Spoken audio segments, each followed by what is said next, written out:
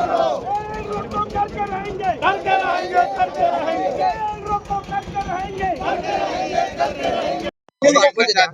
ज्या मागण्या आहेत त्या काय सांगा रेल रोकोचा प्रयत्न या ठिकाणी केला आहे तुम्ही?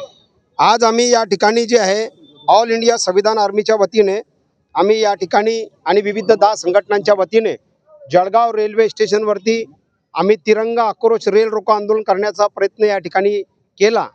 परंतु RPF, GRP आणि पोलिसांनी संगनमताने या ठिकाणी जे आहे रेल्वे स्टेशनवरती मानवी साखळी करून त्यांनी या ठिकाणी जे आहे आमचं रेल रोको आंदोलन जे आहे या ठिकाणी थांबवण्याचा अटकाव करण्याचा प्रयत्न या ठिकाणी केलेला आहे. म्हणून हा लोकशाहीचा आणि संविधानाचा खून आहे.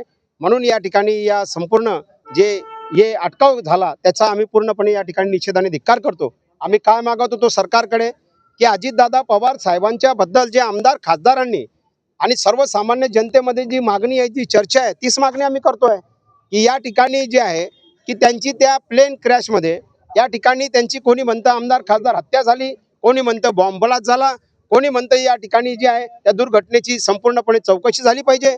काही या ठिकाणी जे ब्लॅक बॉक्स मिळालेला आहे, ब्लॅक बॉक्स मिळाल्यानंतर देखील या ठिकाणी आतापर्यंत युद्ध पातळीवरती त्या ब्लॅक बॉक्स मधील जे सत्य, जे उघड आहे, जे पुरावे आहे ते जनतेसमोर यायला पाहिजे होते, ते आतापर्यंत का आले नाही.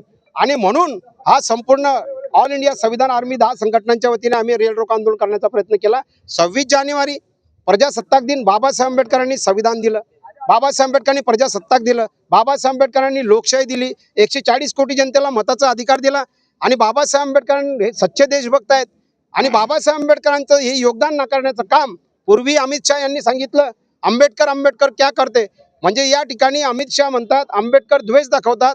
आणि या ठिकाणी त्यांचे चेले गिरीश महाजन हे देखील या ठिकाणी जे आहे आंबेडकर द्वेष दाखवतात. यांची जी विचारधारा आहे हे संविधान विरोधी आहे, तिरंगा विरोधी आहे, आंबेडकर विरोधी आहे.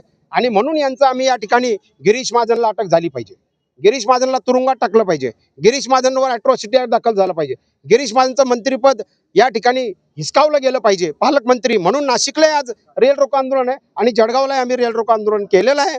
आणि यानंतर भुसावळ तालुक्यातल्या लेवा पाटीदार समाजाच्या अल्पवयीन 2 मुलींची हत्या करण्यात आलेली आहे. त्याच्या संदर्भात जी आमची मागणी आहे की फास्ट ट्रॅकमध्ये कोर्टात केस चालवावी, वरिष्ठ वकील लावण्यात यावा, त्यांना 50 लाख रुपये घरकुल या ठिकाणी देण्यात यावं आणि CBI चौकशी करण्यात यावी. अजितदादा पवारांची CBI चौकशी आम्हाला नको, अजितदादा पवारांची संपूर्ण प्रकरणाची आम्हाला CID चौकशी नको. कारण की केंद्रात आणि राज्यात त्यांचंच सरकार आहे. 120 फाईल अजितदादा पवार साहेब BJPचे भ्रष्टाचाराचे पुढे आणणार होते. मग त्याच्याच आधी हे संपूर्ण प्लेन क्रॅश कसं काय झाला. त्यानंतर या ठिकाणी अजितदादा पवार आणि शरद पवार साहेब हे दोघं एकत्र येणार होते, 12 तारखेला विलिनीकरण होणार होतं. मग त्याच्या आधीच हा संपूर्ण प्रकार कसा काय घडला. या सगळ्या गोष्टी जे संशयास्पद आहे. आणि म्हणून या ठिकाणी जे अजितदादा पवार साहेबांच्या संदर्भात महाराष्ट्रातल्या भावना तीव्र आहेत.